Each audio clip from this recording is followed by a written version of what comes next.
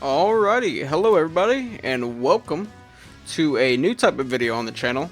As some of y'all may know from my previous videos, I am a huge fan of Dragon Ball, which it being my favorite anime. Along with that, I have delved into the fandom of Dragon Ball What-Ifs by people such as Smugstick, Moscow X, and Salad Saiyan, just to name a few. I have always thought about what if I decided to make one of those what-if stories. And that's exactly what I decided to do in this video. Today I'll be doing part 1 of what if the Z movies were canon.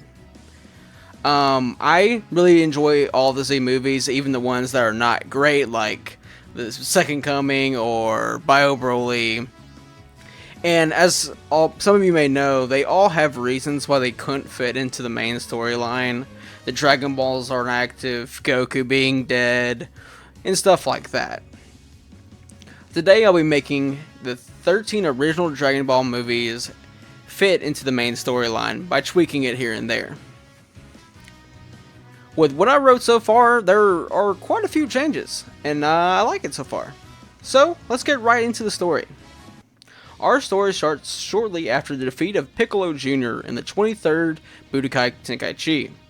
After taking a senzu bean from Goku and leaving Piccolo, he heads off into the wasteland, angrily destroying a rock formation with a ki blast.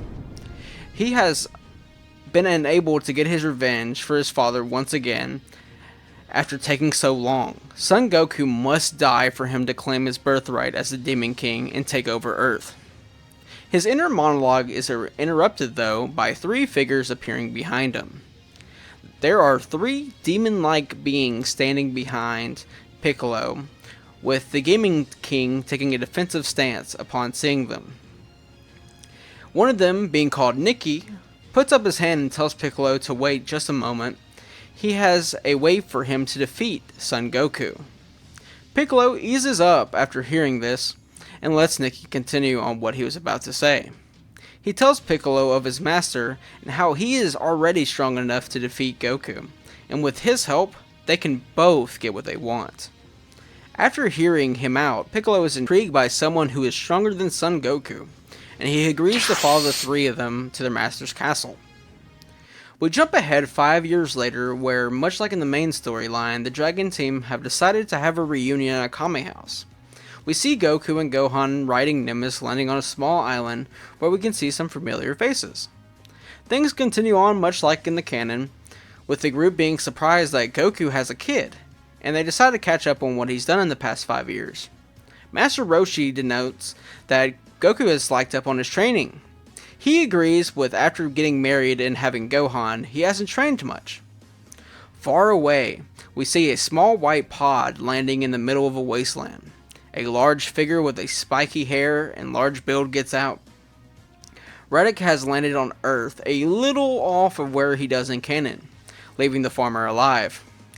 He turns on his scouter, seeing that there are several decent power levels on the planet. With a closer inspection, he sees a pitiful 330 being the closest near him. He decides to go check it out, flying over an ocean. After a few minutes, he finally lands down on a small island with several people being shocked that he lands there.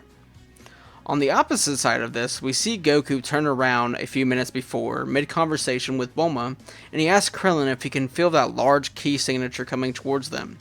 Shortly after, both Roshi and Krillin can feel a strong evil key heading towards them very fast. He tells Gohan to go hide with Bulma closer to the house. This is followed by where we saw Raditz landing down and introducing himself to the Dragon team as Kakarot, or Goku's brother, and has come to the planet to recruit him on their race's goal to take down the galactic tyrant Frieza.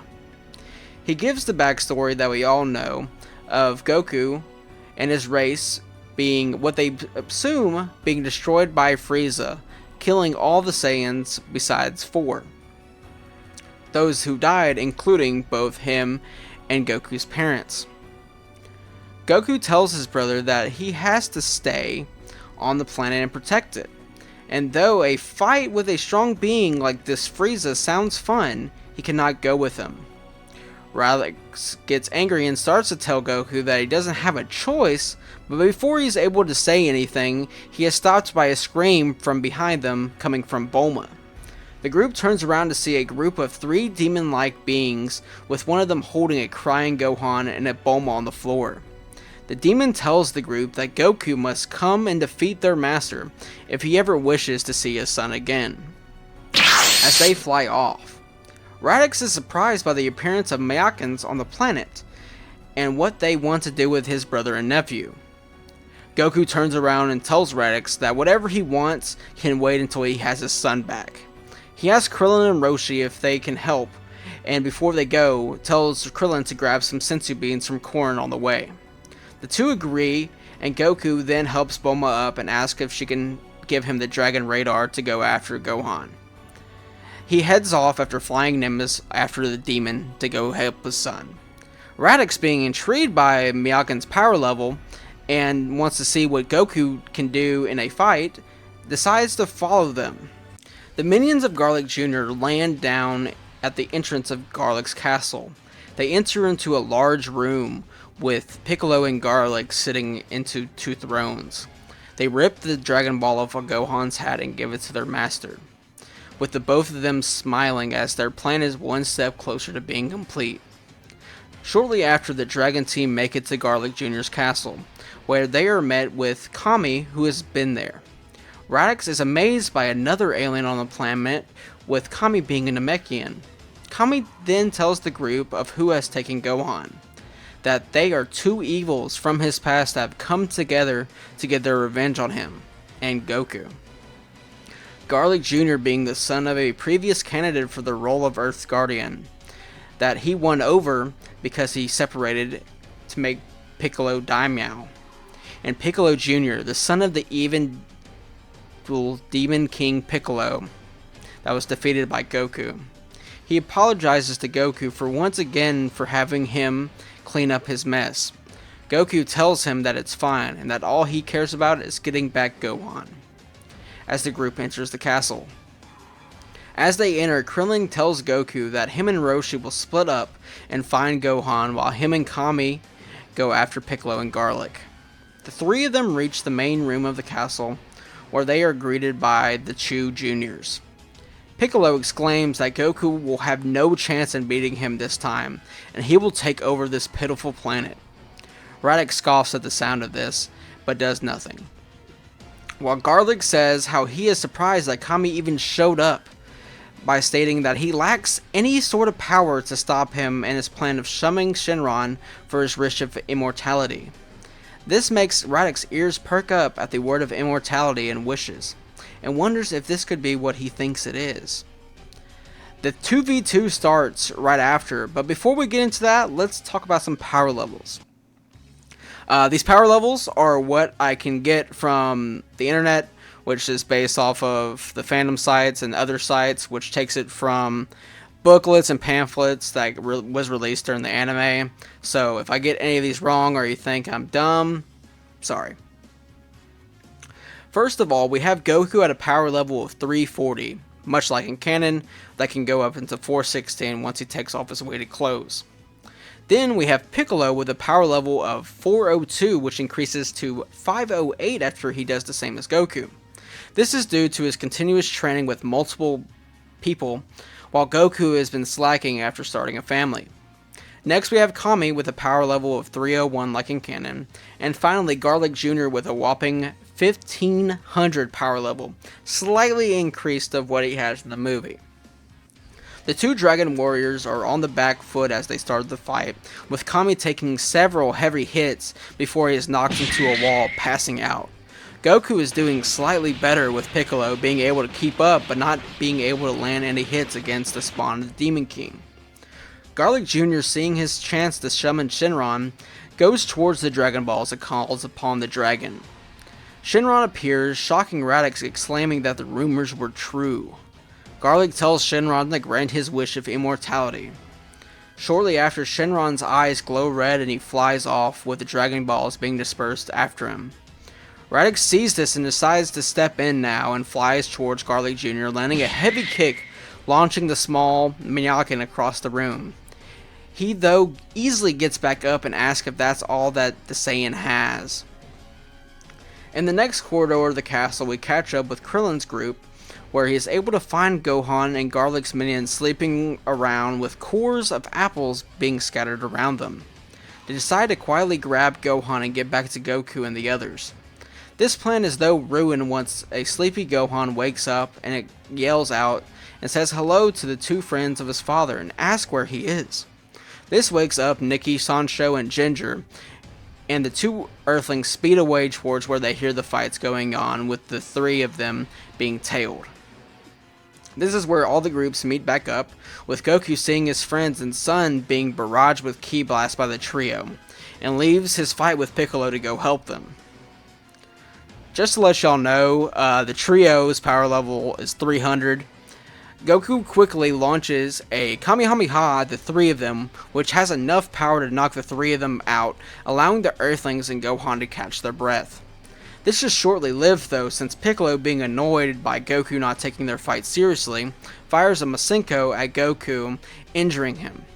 He laughs and goes to help Garlic Jr. with his fight with Radix. Which is saying is on the upper foot, but Garlic Jr. will just not go down. He launches Saturday Crash after Saturday Crash, and it's able to take off limbs of Garlic Jr. But within seconds of losing these limbs, Garlic Jr. regenerates them back, much like Zamasu in the Super manga. After Piccolo joins in on Radix, he is starting to lose stamina. Though he may be stronger power level against the two, he is at a losing fight, and doesn't know if he can go up against the immortal foe in Piccolo. Piccolo and Garlic then launch a joint Masenko and Death Impact combo, taking out Radix's scouter and sending him flying into the floor. On the other side of the room, Krillin quickly heads over to his friend and feeds him one of the senzu bean from the pouch Corn gave him. Goku gets back up with a small Zenkai, putting him at a power level of 520. He thanks Krillin and asks if he can get another one of those senzus for Radix. Krillin's scared, not trusting Radix, but then agrees that he is the only chance, along with Goku, of taking out the two demons. Goku flies over to his brother and feeds him one of the senzu, with him getting back up and being surprised of the quick recovery. Along with that, he is happy with the slight increase of strength, much like Goku getting a small Zenkai, increasing his power from 1500 to 1800. With a small 1.2 power increase, which Zenkais don't have a guaranteed power level, it's just depending on. While the two of them get up, they notice that Garlic Jr. has started some weird technique with his small frame increasing, growing even larger than Radix now. The two groups engage again in exchanging blows, with Goku and Radix being stronger, but not having any synergy. While Garlic and Piccolo, after spending the past 5 years training together, have created several combo moves and still have the upper hand. The two brothers are again pushed back, with the two of them huffing, trying to get air, much like Goku and Vegeta I see from the Metal Coolers movie. Garlic then yells out that they will have no chance in saving this planet as he starts to open up his dead zone. Piccolo, being confused by this, turns around and questions Garlic, saying that they agree that Piccolo would get to rule over the Earth if Garlic got his immortality and revenge over Kami for taking his father's position. Garlic fires off a beam straight through Piccolo, telling him that he hates him even more than Kami, with him being the main reason that shriveled weakling won over his father in the first place. Piccolo falls down, but then is instantly sucked up by the Dead Zone portal, with pieces of Garlic's castle flying off after him. Far off in the distance, though, we see a young Gohan seeing his father and new uncle being beat by Garlic Jr., with the two of them not being able to kill the immortal beast. He starts then to power up in anger and flies away from Roshi and Krillin at high speed straight towards the Miyako, yelling, "Leave my family alone!" Launching Garlic Jr. into his own dead zone, which causes the portal to start to crack and all the debris falling down after it shatters. The Dragon team and Radix are all surprised by the great strength Gohan just showed off, launching that immortal being. With the Earth now saved from the two evils of Kami's past, what will happen next? Will Raditz stay on the planet? What will Nappa and Vegeta think after seeing the Dragon Balls used in action? All this and more will be answered in the next part of What If the Z movies were canon? I just want to say thanks to all of you who made it to the end of this video. I really hope y'all enjoyed, even though that I had some stutters and jack-ups reading lines. I really hope y'all enjoyed it and are looking forward to the next part. Make sure to leave a like and subscribe if you want to see more stuff like this. And I really enjoyed writing the story, so I want to hopefully make more in the future. And I'll see y'all in the next video. Goodbye.